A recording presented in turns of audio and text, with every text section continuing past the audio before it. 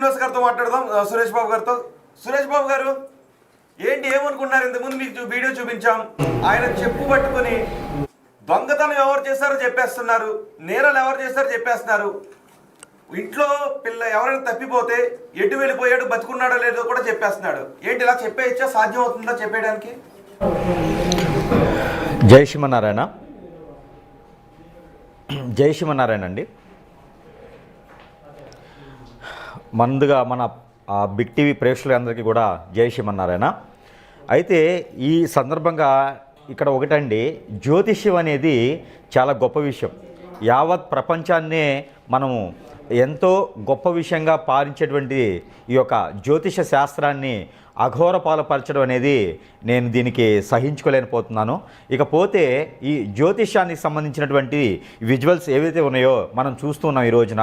నేను ఒకప్పుడు విన్నాను కొన్ని కథల్లో, రామాయణంలో మనకి పాదరక్షకులు కూడా పాలించేవని చెప్పేసి అని విన్నాను. పాదరక్షకులు మనము ₹1,00,00,000 పెట్టి కొన్నా కూడా కాళ్ళకే వేసుకుంటాము, అవి మనకి కాపాడుతూ ఉంటాయి. కానీ పాదరక్షకులు దేవుని ఆలయంలోకి వెళ్తూ కూడా అవి పవిత్రంగా బయట విప్పేసి వెళ్తాము.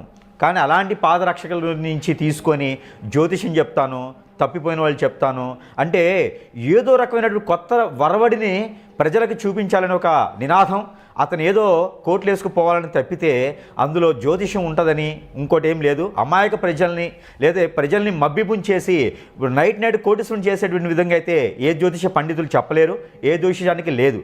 కానీ కొన్ని రకాల గణితాలు ఉన్నాయి, కొన్ని రకాల సిస్టమ్ ఉంది అదొకటి దానికి.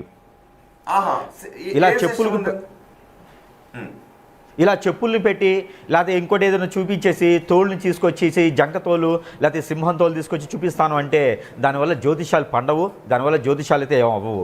చాలా రకాల ప్రశ్నశాస్త్రం ఉంది, న్యూమరాలజీ ఉంది, ఆస్ట్రాలజీ ఉంది, ఇంకా కార్డ్స్ ఉన్నాయి, ఎన్నో రకాలుగా జ్యోతిషం ఉన్నది. ఈ రోజున ఎన్నో రకాలుగా చెప్పేటువంటి పరిస్థితి ఉంది. అలంతా తీసేసి చెప్పుల్ని కూడా తీసుకొచ్చారంటే జ్యోతిషాన్ని అంత కించపరిచేటువంటి విధంగా ఉంది. జ్యోతిషంలో ఎవరికంటే కూడా ఒక సిస్టమేటిక్ లేకపోవడం వల్ల, గురువులకి ఎంత మేన బుద్ధి లేకపోవడం వలన, నేర్చుకున్నటువంటి విద్య తెలియకపోవడం వలన. గట్టుపల్లి శ్రీనివాస్ గారు, సురేష్ బాబు గారు, అసలు జ్యోతిషం అంటే ఏంటి? జ్యోతిషం అంటే ఒక జ్యోతిష్ శాస్త్రాన్ని చదివి గ్రహాల కదలికల గురించి చెప్తుంటుంటారు. ఒక కుండలిని వేసి date of birth, place of birth ఇవన్నీ అడిగి చెబుతుంటుంటారు. జనరల్ ఇది అనుకుంటారు. కానీ కొంతమంది గబ్బలేసి చెప్పేస్తున్నారు. మళ్ళీ నాడి జ్యోతిషం అని అంటారు, రకరకాలు అంటుంటుంటారు. జ్యోతిషం అంటే అది ఒక్కటేనా? ఇన్ని రకాలు ఉన్నాయా? జ్యోతిష్యం అంటే ఒకటేనండి, కాకపోతే దానిలో చాలా రకాల సబ్జెక్టులు ఉంటాయి. 16 రకాల నుంచి 24